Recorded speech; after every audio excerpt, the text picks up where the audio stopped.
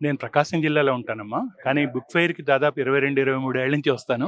ఈ 10 రోజులు ఇక్కడ ఉండటం నాకిష్టం. బుక్ ఫెయిర్‌లో గడపడం, మీలాంటి యంగ్ ఫ్రెండ్స్ అందరిని చూడటం కూడా ఇష్టం. అందుకని వస్తాను. ఇప్పుడు నాకు 71 ఏళ్ళమ్మా. నేను మూడో తరగతి చదివేటప్పుడు పుస్తకం చదవటం మొదలుపెట్టా. ఇంకా ఆపలే. హ్మ్. అందుకని అన్ని రకాల పుస్తకాలు చదవటం ఇప్పుడొచ్చేవి కూడా. హ్మ్. ఇంగ్లీషు, ఈవెన్ హిందీ, హ్మ్. తెలుగు అన్ని రకాలైన పుస్తకాలు చదువుతాను. సో ప్రెజెంట్ ఉన్న సిట్యుయేషన్‌లో సార్ పిల్లలు ఎవ్వరు కూడా బుక్స్ ముట్టే పరిస్థితిలో లేరు. స్కూల్‌లో ముట్టినారంటే ఇంకా మళ్ళొచ్చి ముట్టడంలో లేరు. సో అలాంటి వాళ్ళని చూస్తే మీకేమనిపిస్తుంది సార్? ఒకటేంటంటేనమ్మా, ఒకటి పిల్లలకున్న ఒక మంచి అలవాటేంటంటే, పిల్లలు పెద్దవాళ్ళని అనుకరిస్తారు. హ్మ్. అంటే పెద్దవాళ్ళు అమ్మ, నాన్న, నాలాంటి తాతయ్యలు, టీచర్లు ఏం చేస్తుంటే పిల్లలు వాళ్ళని అనుకరిస్తారు. హ్మ్. చాలామంది పెద్దవాళ్ళు చదవట్లేదు. హ్మ్. చాలామంది పెద్దవాళ్ళు చదవట్లేదు కాబట్టి చాలామంది పిల్లలు చదవట్లేదు. హ్మ్. చాలామంది పెద్దవాళ్ళు చదివే చోట చాలామంది పిల్లలు చదువుతూ ఉన్నారు. హ్మ్. ఇందాక ఇక్కడనే ఈ బుక్ ఫెస్టివల్‌లో ఈ వేదిక మీద ఒక చర్చ జరిగింది. హ్మ్. మీరు ఊహించండి, ఒక అబ్బాయట, ఆ అబ్బాయి నర్సరీ, ఎల్‌కేజీ నుంచి చదువుతున్నట్ట. హ్మ్. ఇప్పుడు ఓక్ రిడ్జ్ స్కూల్‌లో చదువుతున్నట్ట ఆ అబ్బాయి. Sixth class. సిక్స్త్ క్లాస్, ఆరో తరగతి చదివే అబ్బాయి. వాడు నాన్న లేటెస్ట్‌గా చదివిన పుస్తకం ఏంటంటే ఇటాలియన్ మైథాలజీ అని చెప్పాడు. హ్మ్. Italian mythology. నేను ఆ పుస్తకాన్ని 2 నెలల క్రితం చదివిన. ఓకే. అంటే నాకు 71 ఏళ్ళుంటే నేను 71 ఏళ్ల వయసులో చదివిన దాన్ని వాడు ఆరో తరగతిలో చదివిండు. అది వాడి గొప్పతనమా? హ్మ్. కాదు. వాళ్ళ అమ్మ నాయనోళ్ళు వాళ్ళకి చదవటం అలవాటు చేసిండ్రు. అట్లనే ఇంకో అబ్బాయి, ఆ అబ్బాయి పేరు రాణా ప్రతాప్ అట. హ్మ్. ఆ అబ్బాయి చిన్నప్పటి నుంచి పుస్తకాలు చదివి, ఆ అబ్బాయి ఏం నేర్చుకున్నాడు? పుస్తకాలు చదివి ఇన్నోవేషన్స్ నేర్చుకున్నాడు. హ్మ్. అంటే ఓ పుస్తకం చదివి దాన్ని పని చేయటం. హ్మ్. ఇది పని చేయదు, ఈ బ్యాటరీ ఎట్లా పనిచేస్తుంది, పుస్తకం చదివి నేర్చుకొని వాడు సొంతంగా చేసేవాడు. అందుకనే చదువు అంటే అర్థం ఏంటంటే అందులో కొంచెం ఆటలు ఉండాలా, కొంచెం పాటలు ఉండాలా, కొంచెం కథలు ఉండాలా, కొంచెం డ్రామా ఉండాలా, పని చేయటం ఉండాలా. ఈ పని చేస్తేనే చదువు అని చెప్పి 100 ఏళ్ల క్రితం చెప్పిన వాళ్ళు ఉన్నారు. మాంటిసోరి మాంటిసోరి అంటమే పిల్లలు చదువుతూ పని చేస్తే అది నిజమైన చదువు అని చెప్పాను. మనమేం చేసాం, మన పిల్లల్ని పని చేయకుండా వదిలాం. పని చేయని వాళ్ళందరూ ఏమవుతారు, పనికి మాలిన పనులు చేస్తారు. వాళ్ళ తప్పేముంది? నాకు అందుకని పిల్లల మీద కంప్లైంట్స్ లేవు. నా కంప్లైంట్స్ అన్ని పెద్దవాళ్ళ మీద. పిల్లలు ఏం చేయాలన్న నిజంగా చేయాల్సిన వాళ్ళు టీచర్లు. అందుకని టీచర్ల క్లాసులు.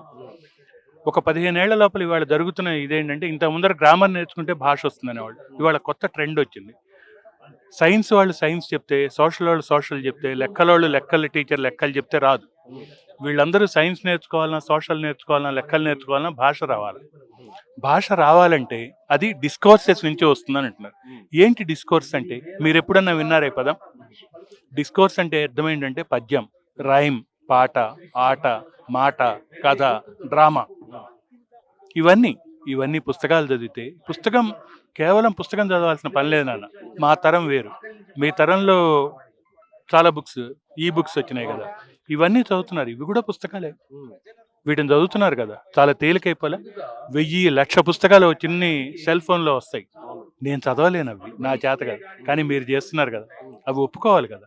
ప్రెజెంట్ చూసుకుంటే చాలా మంది చెప్తున్నారంటే బుక్స్ చదవడం అంత ఇంపార్టెంట్ ఏంది. ఎందుకంటే మనకి మొబైల్ స్మార్ట్ ఫోన్స్ వచ్చేసినాయి. సో ఏదైనా ఇట్టే సెర్చ్ చేస్తే దొరుకుతుంది. నాన్న అలాంటి బుక్స్ చదవాల్సిన ఇంపార్టెన్స్ ఏముంది సార్ ఇప్పుడు? నాన్న మొబైల్ గాని, ఇంకోటి గాని, సినిమా ఉందనుకో, సినిమా చూస్తే దాని ప్రభావం ఎక్కువ సేపు ఉండదు. హ్మ్. మనం అనుకుంటాం గాని, సినిమాను చూసి మనం ఎవరో ఒకళ్ళకి చెప్తూ ఉంటాం. హ్మ్. మీరు గమనించండి, ఎందుకని సినిమా గుర్తుంటుంది? వీడియో విజువల్ మీడియా గుర్తుండడానికి కారణం ఏంటంటే, ఒక సినిమా చూస్తే సినిమా మొత్తం మీకెవరికీ గుర్తుండదు. హ్మ్. దాంట్లో మీకు నచ్చిన ఒక సీన్ ఉంటుంది. హ్మ్. ఆ సీన్ మీ ఫ్రెండ్స్‌కి షేర్ చేస్తారు. హ్మ్. ఇంతలో ఇంకో ఫ్రెండ్ వచ్చి ఏంట్రా అంటాడు. మళ్ళీ షేర్ చేస్తారు. కానీ పుస్తకం మీ ఇష్టం వచ్చినప్పుడు దాంట్లో ఒక లైన్ చదివితే అది మీకు గుర్తుంటుంది. హ్మ్. అది గుర్తొచ్చినప్పుడల్లా గుర్తొస్తూ ఉంటుంది. పాట గాని, పుస్తకం గాని, హ్మ్. మీరు ఏదైనా చూడండి.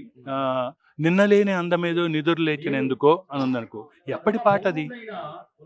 'ఆనందం మా ప్రపంచం' దాన్నేమన్నా సహించం. ఎప్పటి పాటలివి? ఎందుకు పాటల్లో ఉన్న అక్షరాలు గుర్తున్నాయి? హ్మ్. పాటకి, కథకి, మాటకి, డ్రామాకి ఉండే గొప్పతనం అది. మాంటిసోరి, గాంధీ లాంటి వాళ్ళు ఏం చెప్తారంటే, చదువంటే నిజమైన అర్థం ఏంటంటే, అది మెదడుకుండాలి, మనసుకుండాలి, శరీరానికుండాలి. హెడ్, హార్ట్ అండ్ హ్యాండ్స్ అంటాడు. మనమేం చేసాం? చదువుని మెదడుకి మాత్రం పరిమితం చేసాం. అంటే 2 2 4 అన్నా, లేకపోతే A+B² అన్నా అయిపోయిందక్కడ నా పని.